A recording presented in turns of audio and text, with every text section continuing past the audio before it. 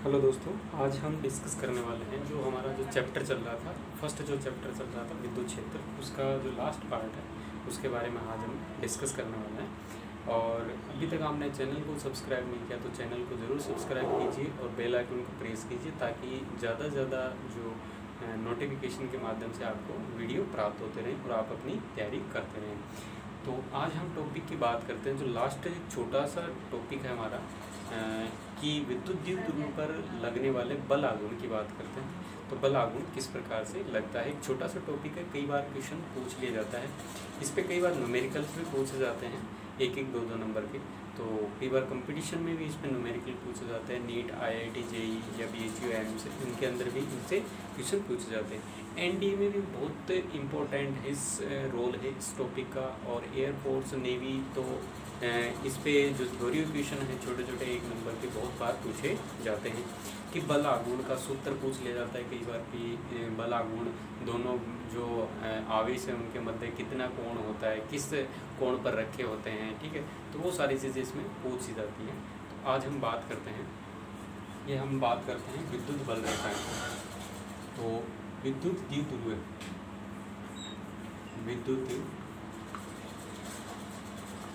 द्विध्रुव पर लगने वाला बल आघूर्ण, द्विध्रुव पर लगने वाला बल आघूर्ण, ठीक है। तो बल आघूर्ण की हम बात करेंगे यहाँ पर। तो बल आघूर्ण को हम टॉय से डिनोट करते हैं। तो यहाँ टॉय क्या होता है वो हम डिस्कस करते हैं। तो ये हमने क्या मान लिया कि इस तरीके से विद्युत बल रेखाएं हैं। इस तरीके से हमने क्या मान ली, विद्युत बल रेखाएं हैं, ठीक है। ये विद्युत बल रेखाएं हैं।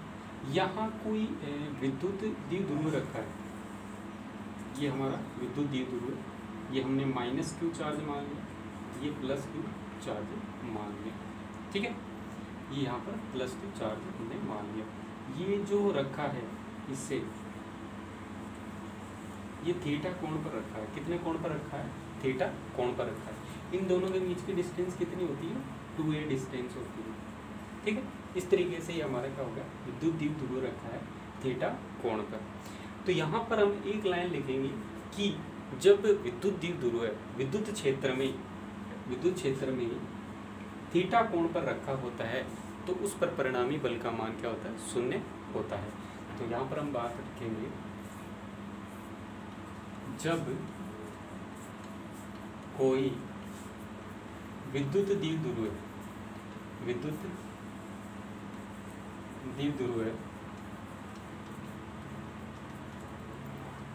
थीटा कोण पर विद्युत क्षेत्र में रखा है, विद्युत क्षेत्र में रखा है तो उस पर लगने वाला परिणामी बल 0 होता है, ठीक है। तो ये हम देखते हैं किस प्रकार 0 होता है। तो चैनल पर बने रहिए और वीडियो को देखते रहिए, लास्ट तक देखना। यहाँ पर ये हमने -Q चार्ज माना, ये +Q चार्ज माना। अब हमें इतना पता है, हमने पूरा चैप्टर पढ़ लिया तो हमें इतना तो पता है कि प्लस आवेश पर जो विद्युत बल लगता है, वो विद्युत क्षेत्र की दिशा में लगता है और माइनस आवेश पर विपरीत दिशा में लगता है। तो यहाँ पर जो बल लगेगा वो क्या लगेगा, F = QE। अब ये कहाँ से आया ये formula, F vector = QE vector. ये फॉर्मूला क्या से आया?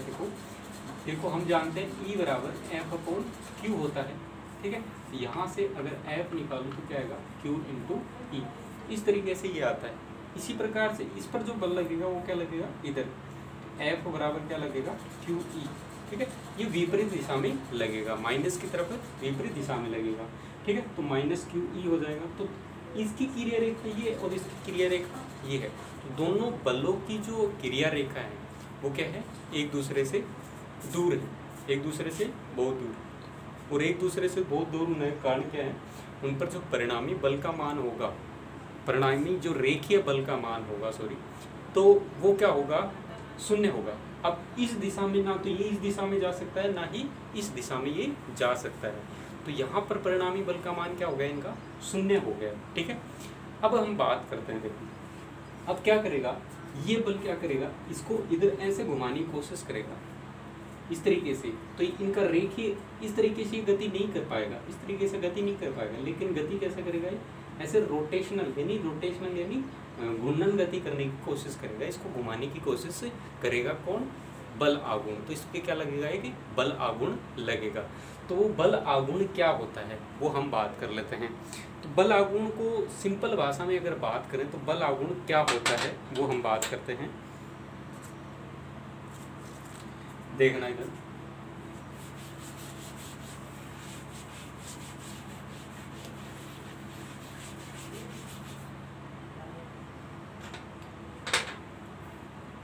बल आघूर्ण, बल आघूर्ण। तो बल क्या होता है, बल और आघूर्ण, बल और आघूर्ण का जो मल्टीप्लिकेशन होता है वो क्या कहलाता है, बल आघूर्ण। तो हम बात कर लेते हैं, बल हो गया और साथ में क्या आता है, लंबवत दूरी, लंबवत दूरी आती है। तो लंबवत दूरी हम यहाँ पर ये मानेंगे ये, तो इसको ए लेते हैं यहाँ पर और इसको क्या लेते हैं, बी। तो ये अगर हम सी माने तो क्या आ जाएगा यहाँ से, बी सी। तो यहाँ से इसको हम डिनोट करते हैं टॉय से। तो बल गुणा लंबवत दूरी, तो बल हमने क्या लिया है, एफ लिया है, और लंबवत दूरी की अगर मैं बात करूँ तो यहाँ पर क्या है, बी सी। बी सी क्या है, लंबवत दूरी की हमने बात की है। तो लंबवत दूरी हो गई बी सी। अब बी सी की वैल्यू जो है वो कैलकुलेट करेंगे अपन। किस प्रकार से हम बी सी की वैल्यू कैलकुलेट करते हैं,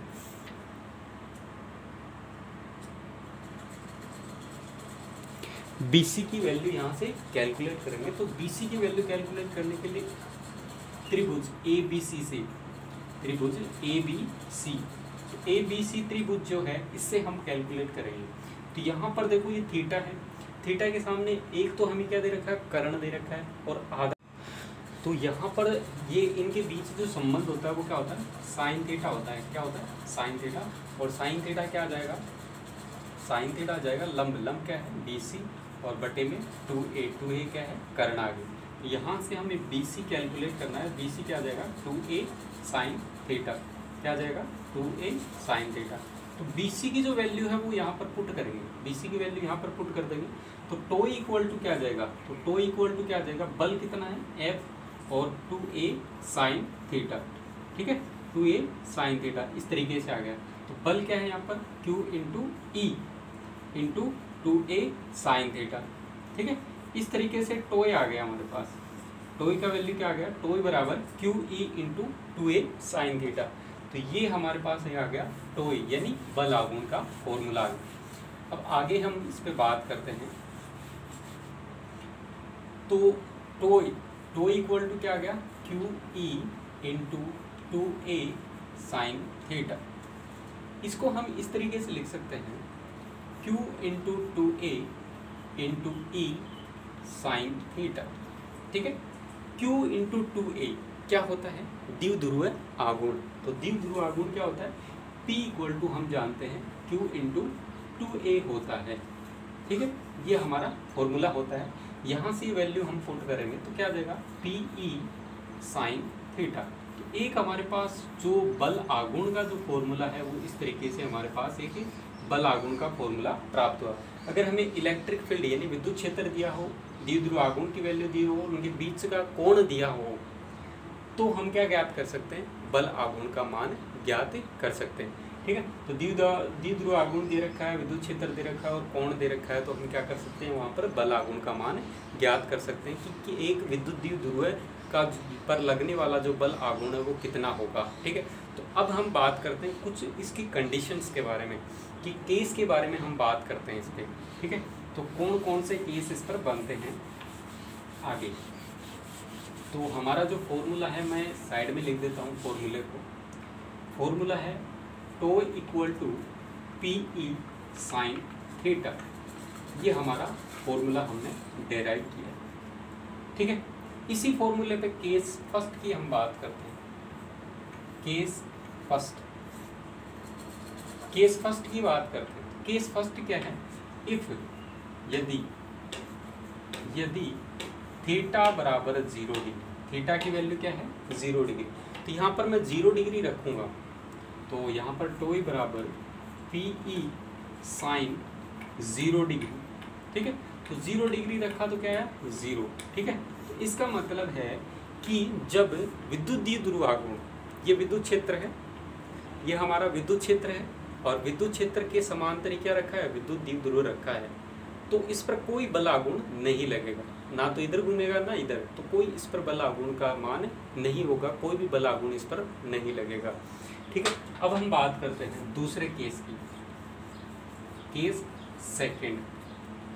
सेकंड की मैं बात करता हूँ। यदि थीटा बराबर 180 डिग्री, थीटा बराबर क्या है 180 डिग्री है, तो 180 डिग्री है तो टोई बराबर क्या आ जाएगा PE साइन 180 डिग्री, 180 डिग्री रखा तो यहाँ से क्या आ जाएगा 0, क्योंकि साइन 180 डिग्री का मान भी क्या होता है 0। अब हम बात करते हैं, देखो हमने अभी तक किया था कि ऐसे रखा है 0 डिग्री पे, अब क्या किया मैंने इसको घुमा के इस तरीके से रख दिया, तो बात तो वही हुई, बल आघूर्ण इस पर फिर भी क्या लगेगा 0 ही लगेगा। क्यों? क्योंकि है तो ये समांतर ही, अब क्या हो गया प्रति समांतर हो गया, यानी विपरीत दिशा में हो गया, ठीक है समांतर ही, तो इस पर कोई बल आघूर्ण नहीं लगेगा, ठीक है। तो अब हम बात करते हैं केस थर्ड यानी तीसरी स्थिति जो है उसके बारे में हम बात करते हैं।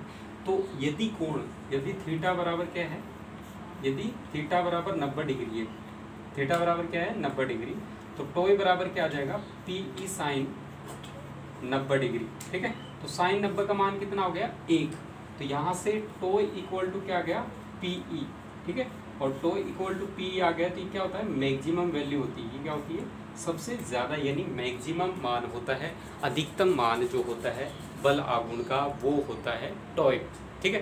तो इस तरीके से हमने टॉय के बारे में पढ़ा, यानी बल आघूर्ण के बारे में पढ़ा। तो मैं उम्मीद करता हूँ ये आपको अच्छा लगा होगा। और इससे पहले जो हमने पढ़ा था, जो भी टॉपिक हमारे थे 8 हमने पार्ट पढ़ लिए हैं इस चैप्टर के, और ये हमारा लास्ट टॉपिक था। इसके बाद हम न्यूमेरिकल पर डिस्कस करेंगे, ठीक है। और जो भी न्यूमेरिकल बनेगा मैं यहाँ पर आपको सॉल्व करवाने की कोशिश करूँगा। और इसी तरीके से आप इस चैनल को सब्सक्राइब करते रहिए और वीडियो को देखते रहिए, अच्छी तरीके से अपनी तैयारी करते रहिए। हमने 8 वीडियो पहले बना चुके हैं इसके, तो उनको अगर आपने अभी तक नहीं देखा है तो इसके डिस्क्रिप्शन में, इस वीडियो के डिस्क्रिप्शन में आपको उनका लिंक मिल जाएगा, वहाँ से आप उनको देख सकते हैं। मैं चाहता हूँ कि फ्रेंड्स आपका जो स्टडी है वो कंटिन्यू रहे, ठीक है। जैसे आपने बल आघूर्ण सीधा देख लिया और इससे पहले का वीडियो नहीं देखा, तो उससे क्या पता लगेगा क्या होता क्या है, द्विध्रुव आघूर्ण होता क्या है, द्विध्रुव क्या होता है। तो वो चीज़ें यहाँ पर नहीं समझ में आएंगी जब तक आप इससे पहले वाला वीडियो नहीं देखोगे, ठीक है दोस्तों। तो आज हमने बल आघूर्ण के बारे में पढ़ा, तो इसी तरीके से आप पढ़ते रहिए। तो बेस्ट ऑफ लक मेरी तरफ से, और इसी तरीके से चैनल पर बने रहिए। आपका बहुत बहुत धन्यवाद, थैंक यू।